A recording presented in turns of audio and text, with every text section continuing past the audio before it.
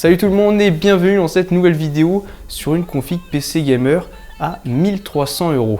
Cette config, c'est une config qui appartient à mon ami Gwendal qui m'a demandé de lui assembler. Dans cette première vidéo, je vais vous expliquer chaque composant, pourquoi j'ai choisi cette partie-là pour aller avec tel composant et vous donner globalement des conseils pour choisir ensuite votre config. Je vous mets bien sûr les liens dans la description avec les meilleurs prix que j'ai pu trouver à l'heure où je sortirai la vidéo. Et par ailleurs, je vous souhaite une bonne année 2020. Ce sera la première vidéo de 2020, donc c'est plutôt cool. La deuxième vidéo, ça sera sur le montage. Donc ça sera un tuto, je vous expliquerai pas à pas de A à Z sur le montage du PC. Et si vous voulez une vidéo pour vous expliquer comment on installe Windows 10 ou autre logiciel, n'importe quoi, dites-le moi en commentaire, je vous dirai si je peux vous faire une vidéo là-dessus. Et on va tout d'abord commencer par la première partie de cette config, à savoir le boîtier. Alors le boîtier, c'est un Aerocool Tor, une version classique, il y a une version pro qui existe aussi. Moi je suis parti sur celle-ci parce qu'elle coûte à peu près 80 € en moyenne, dans les moins chers qu'on peut trouver.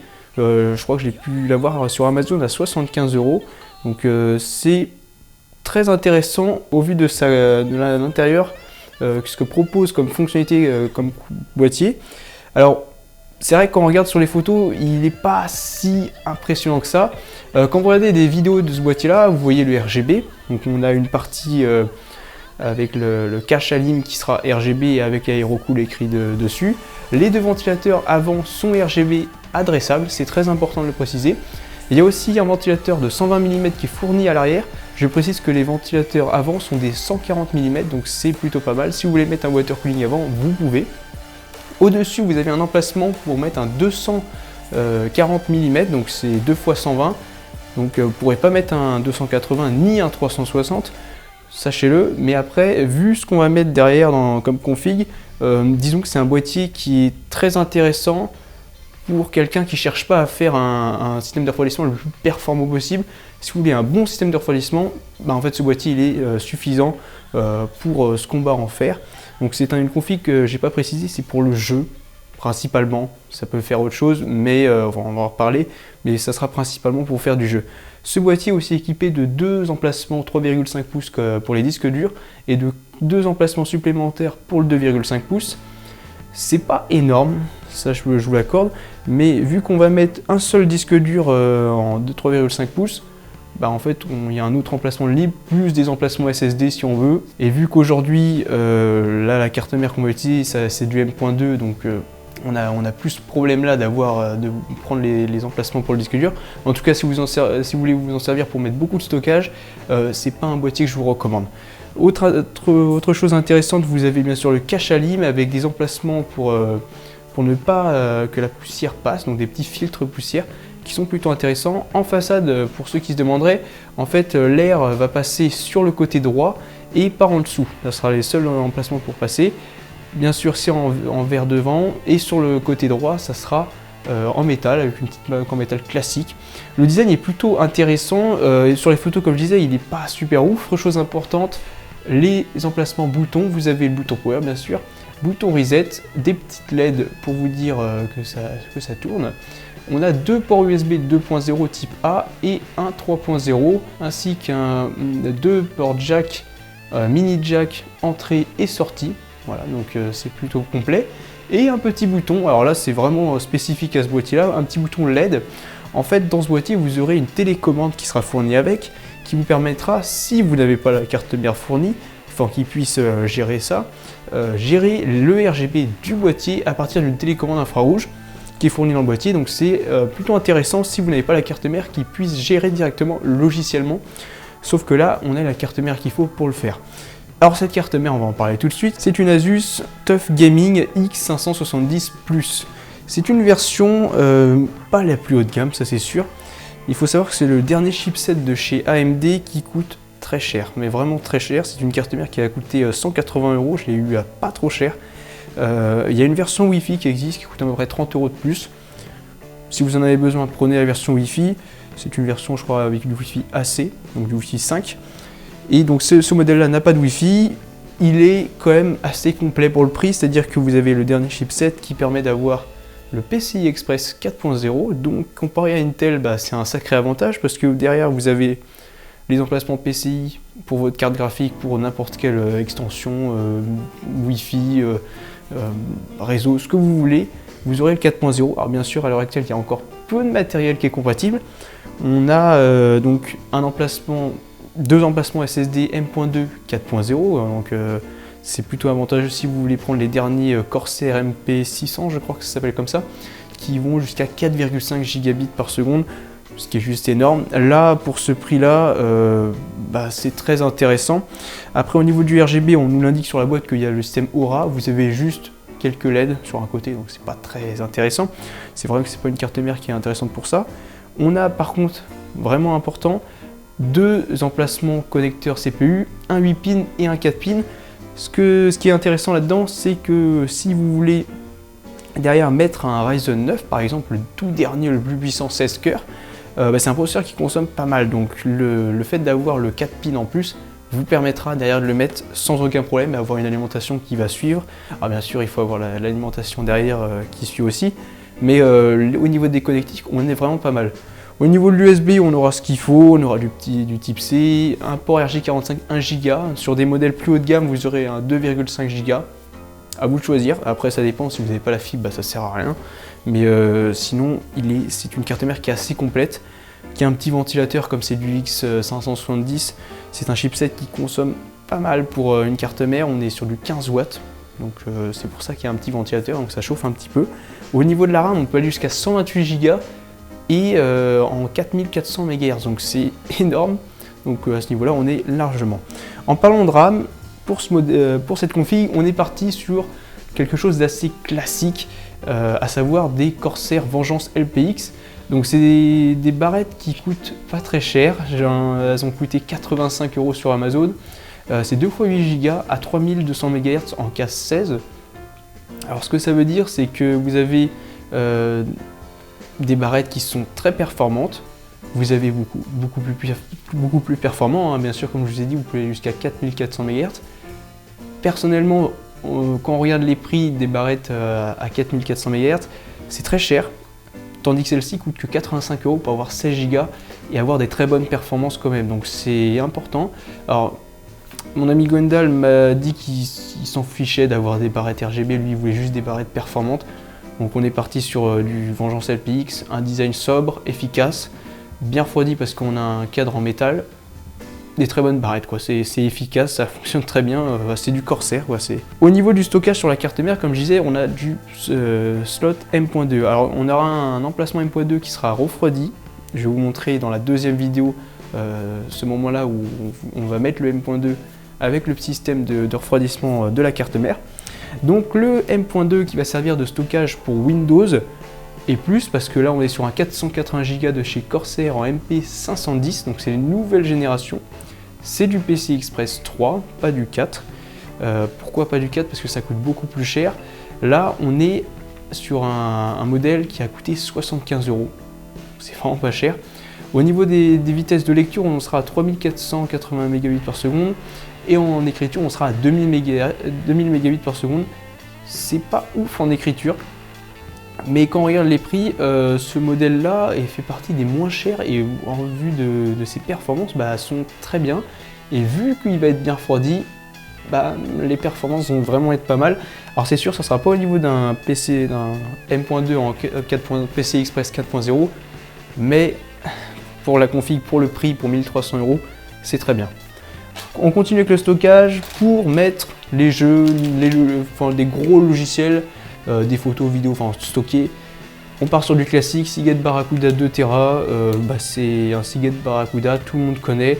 C'est un disque dur qui est fiable, qui coûte pas cher, il coûte 60 € à peu près, les moins chers que vous pouvez trouver. J'ai eu à un moment, il était passé à 55 € sur Amazon. Là, il est repassé à 60 €. Après, regardez bien les prix. Pendant que je filme cette vidéo et au moment où je vais la sortir, ça se trouve les prix vont encore changer.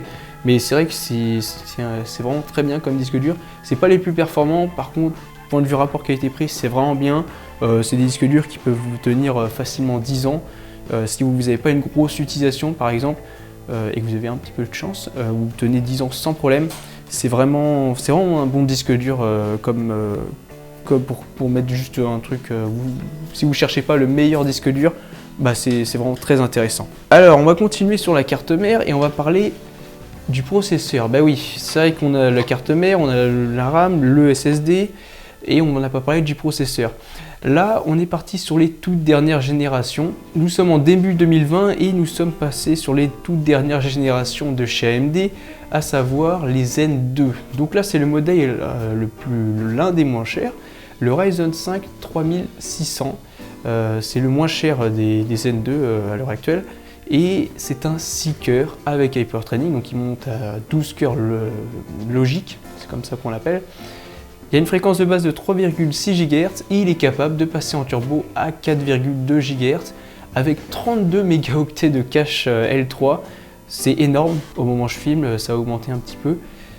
On a l'avantage d'avoir un ventirad d'intégré de chez AMD, contrairement à Intel où dès que vous passez sur un processeur overclockable, et ben vous n'avez plus de ventirad fourni avec. Alors je précise que les ventirad Intel sont tout pourris. Là on est sur un ventirad basique efficace. Voilà, franchement, si vous n'overclockez pas ce processeur-là et vous cherchez d'optimiser le prix de votre config, gardez le ventirad fourni par AMD, c'est très important parce que ça refroidit très bien le processeur.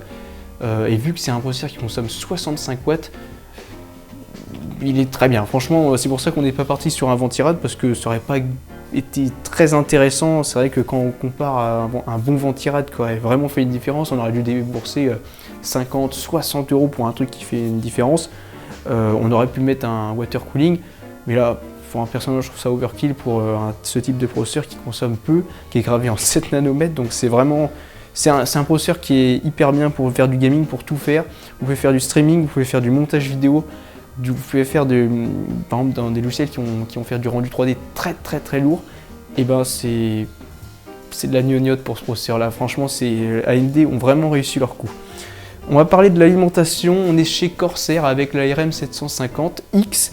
C'est une alimentation 80 plus Gold, ce qui a coûté 130 €. Donc je l'ai pas eu à trop cher aussi, qui est garantie 10 ans. Alors dans chaque config que je vous recommanderais, toujours mettre une bonne alim. Si vous mettez une carte mère entrée de gamme, un processeur entrée de gamme, tout entrée de gamme, mettez quand même une bonne alim. Alors ce que j'entends par bonne alim, par exemple, si vous dépensez dans un processeur Intel, un i3 avec une carte mère à 50 €, mettez une alimentation 80 plus bronze minimum. Dans tous les cas, mettez un 80 plus bronze, même pour une config basique. Pourquoi je vous dis ça? Parce que la certification 80 plus en fait vous permet d'avoir derrière une stabilité des tensions qui vont être de plus en plus performantes en fonction de la certification. Pour les certifications, vous avez 80 plus bronze, 80 plus silver, gold, platine et titanium. Alors je précise que platine et titanium, c'est quelque chose qu'on voit pas trop, enfin, surtout titanium, c'est overkill. Pour une config comme ça, 80 plus gold, c'est très bien, c'est ce qu'il faut. Pourquoi prendre une platinium par exemple? Si vous faites de l'overclocking ou si vous avez vous avez un gros processeur et par exemple 2 grosses cartes graphiques, ça peut être intéressant. Après, c'est vrai que même 80 plus gold, c'est suffisant. Vu que si vous ne faites pas d'overclocking, ça sera suffisant. Cette alimentation-là, équipée de plein de connectiques qui sera suffisante. Alors je précise que 750 watts pour la config, ça sera ce qu'il faut. C'est-à-dire que vous pouvez prendre 650 watts, ça marchera. Par contre, le jour où par exemple, vous voulez mettre un Ryzen 9, une carte graphique plus puissante qui consomme plus, et ben vous arriverez à la limite, et c'est pas très bon quand on arrive à la limite parce que vous allez faire chauffer votre alimentation, l'user plus vite, et votre alimentation va avoir du mal à avoir des tensions les plus stables possibles. Donc vous usez plus vite le matériel, donc c'est important de prendre au-dessus de ce que vous avez besoin. Il y a plein de sites internet qui dès que vous marquez vos composants, qui vont vous dire voilà, vous avez besoin de telle alimentation. Alors je précise que ces sites prennent une marge et du coup, comme je viens de vous dire, il faut prendre toujours au-dessus ce que vous avez besoin en alimentation et surtout une certification qui sera en fonction de ce que vous allez utiliser. On passe sur le dernier produit, sans doute ce qui intéresse le plus tout le monde. Sur cette config, contrairement à il y a 2 ans, quand j'avais fait la config 2018, c'était du Intel et du Nvidia. Là, on est sur du full AMD Et pourquoi du full AMD? Alors Nvidia sont les leaders sur les marchés des cartes graphiques, alors qu'AMD, derrière, depuis l'année dernière à peu près, essaye de titiller Nvidia, et ça marche très bien avec cette fameuse RX 5700 XT, c'est les tout derniers modèles de l'architecture Navi. Alors qu'est-ce que c'est l'architecture Navi? C'est la nouvelle architecture donc, de chez AMD qui est gravée comme les processeurs en 7 nanomètres. Du coup, AMD ont pu mettre plus de sensor core. Alors on est sur du 2500 et quelques cœurs, donc c'est très puissant. Je précise qu'on est sur une architecture qui n'a rien à voir avec Nvidia, donc si vous vous dites ouais, la AMD elle a moins de cœurs que la Nvidia, on s'en fiche. En fait, c'est pas comparable là-dessus. On peut pas comparer la fiche technique de AMD et Nvidia, vu que ça n'a rien à voir, c'est pas du tout le même, ça fonctionne pas du tout pareil. Ce qu'on peut comparer, c'est les performances concrètement sur les jeux ou sur les logiciels, où là on va voir là on va pouvoir comparer. Sur ce modèle-là, donc on sera en PCI Express 4.0, compatibilité bien sûr avec la carte mère. Si vous avez une carte mère qui est en PCI Express 3, ça sera compatible. Bien sûr, n'oubliez pas vous n'aurez plus le PCI Express 4. Vous avez 8 Go de GDDR6 à 14 000 MHz, bon, c'est hyper performant. On a aussi l'avantage d'avoir du FreeSync 2 HDR. Alors qu'est-ce que c'est le FreeSync? Si vous connaissez le G-Sync chez Nvidia, en fait c'est un système qui va dialoguer avec votre écran. Bien sûr, votre écran il faut qu'il soit compatible. Et derrière, ça vous permettra d'avoir une synchronisation verticale, donc ça vous enlève les déchirures d'image grâce à l'écran et la carte graphique, donc ça va être compatible. Si vous n'avez pas de cette technologie sur votre écran, ça ne marchera pas. Même si la carte graphique fait quand même un petit peu de boulot, mais ça reste, il faut avoir l'écran derrière qui va avec. Aujourd'hui, il y a énormément de moniteurs qui proposent du FreeSync. Et en plus, dernièrement, on a les FreeSync 2, donc qui est encore plus performant. Si vous prenez une carte Nvidia, sachez que le FreeSync est compatible avec le G-Sync de Nvidia, donc c'est plutôt pas mal. Alors c'est assez récent en plus comme compatibilité, donc c'est important de le préciser. C'est une carte graphique qui a coûté 500 €. Alors pour vous comparer les choses, la RX 5700 XT, ça fait partie de la deuxième plus puissante de chez AMD à l'heure actuelle pour le grand public. On a la Radeon 16, je crois, qui est un peu plus chère, qui est un peu plus puissante. Par contre, elle a 16 Go de VRAM en plus, donc c'est vraiment hyper puissant. En plus, c'est de la HBM2, donc on n'est plus dans la même catégorie. Cette carte graphique, c'est la plus haut de gamme en 5700 XT. Pourquoi j'ai pris celle-là et pas une version moins chère? Parce que plus vous prenez cher, plus vous aurez une carte graphique qui sera mieux refroidie. En plus avec un magnifique design, parce que vous allez voir sur les images du déballage, cette carte graphique est magnifique, elle est très jolie, elle est très épaisse, elle prend un 2,7 slot, donc sachez que sur votre boîtier ça va prendre beaucoup de place. Si vous voulez faire du Crossfire, donc on est chez AMD, donc c'est du Crossfire, je vous recommande pas de mettre plusieurs cartes graphiques, parce que point de vue compatibilité logicielle, c'est pas optimisé. Si vous voulez avoir plus de puissance, vous prenez une carte graphique plus puissante en fait. N'achetez pas plusieurs cartes graphiques en vous disant le jeu va gérer les deux cartes graphiques. Ça ne fonctionne pas. Ça fonctionne sur certains jeux et ça fonctionne très mal, vraiment. Par exemple, les jeux où ça sera optimisé, ça va exploiter 100% d'une et de l'autre, ça va exploiter 25%. C'est pour dire que ça marche très mal. Donc je vous recommande pas le Crossfire ni le SLI. C'est vraiment pas intéressant, vous prenez une carte graphique plus puissante. En tout cas pour ce modèle là, pour vous donner un ordre d'idée, c'est une carte graphique qui est au-dessus d'une RTX 2070 et en dessous sur certains jeux d'une RTX 2070 Super. C'est-à-dire que par exemple je prends un très bon exemple, à savoir Battlefield 5 qui est très bien optimisé AMD, et bien vous tournez à 10 FPS de plus que la RTX 2070S, donc la version Super. En Quad HD, donc c'est pour dire que cette carte, en fait, une fois que les jeux sont optimisés à un minimum AMD, elle défonce tout. Enfin, c'est pour le dire, AMD sont vraiment rattrapés sur les cartes graphiques. C'est une carte graphique qui consomme 225 watts, c'est beaucoup. Alors Nvidia sur la 2070S, je crois que c'est 210, un truc comme ça. On est à peu près équivalent, ou 220. je sais plus exactement, en tout cas c'est plus puissant d'une 2070. Et là ça coûte la plus haute gamme, c'est 500 €, la moins chère que j'ai pu trouver c'était 380 €. 380 € pour une carte graphique qui est au-dessus d'une 2070, c'est pas cher, c'est vraiment pas cher, donc c'est pour ça que je vous recommande d'aller chez AMD en ce moment pour les cartes graphiques dans cette zone de prix. Si vous voulez absolument le ray tracing, AMD ne le propose pas à l'heure actuelle, donc si vous voulez le ray tracing, n'allez pas chez AMD, allez chez Nvidia, prenez une 2070 Super ou une 2070 que vous pouvez trouver d'occasion à pas trop cher normalement, même si je pense qu'en ce moment ça doit pas être très intéressant. Je précise qu'une 2070, les moins chères que j'ai trouvées, elles étaient à 420 je crois, les modèles à entrée de gamme, et les 2070 Super, les moins chères c'était 500 et quelques. Donc c'est clairement pas intéressant dans ces zones de prix d'aller chez Nvidia, à part pour le ray tracing. Donc voilà pour cette vidéo d'explication de chaque composant de cette config. J'espère qu'elle vous a plu. Moi je vous invite à aller sur la deuxième vidéo où je ferai le montage du PC. En tout cas cette config pour 1300 €, à l'heure actuelle vous avez le top. En fait vous pouvez faire tourner des jeux en Quad HD, aucun problème. Et des jeux qui sont plutôt bien optimisés, vous pourrez aller en 4K à 60 fps sans aucun souci. Vous avez le processeur qui suit, vous avez le processeur qui suit, la RAM qui suit, la carte graphique qui suit, ainsi que tout le reste. En fait, c'est bien optimisé pour faire du jeu en 4K. Même si je vous recommanderais de faire du jeu Quad HD pour cette config, où là vous serez tranquille, mais vraiment pendant un bon moment. Si vous voulez faire de la 4K, sachez que pour les derniers jeux, ça va le faire. Enfin, même ça va le faire largement. Par contre, d'ici 2-3 ans, les derniers jeux vont commencer à être justes. Ce sera normal, bien sûr, ce sera ancienne génération. Mais ce que vous aurez à changer, ce sera juste la carte graphique, voire la RAM pour si vous jouez en 4K. Mais le processeur, sachez qu'il va tenir pendant un bon moment.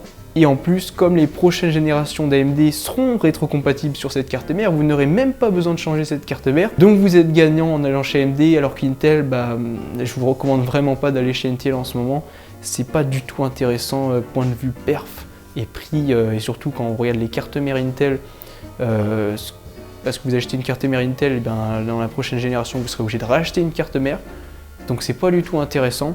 Moi je vous recommande d'aller chez AMD, où là AMD c'est rétrocompatibilité partout, ça marche très bien, enfin c'est vraiment intéressant en ce moment d'aller chez AMD. D'ici l'été, on aura AMD qui va annoncer la nouvelle génération. Alors ça sortira à peu près en fin 2020. Et je suis assez pressé. Mais en tout cas, on va passer à la deuxième vidéo. N'hésitez pas à mettre des commentaires si vous avez des questions sur la config de chaque composant. Et je vous dis à la prochaine vidéo. Salut!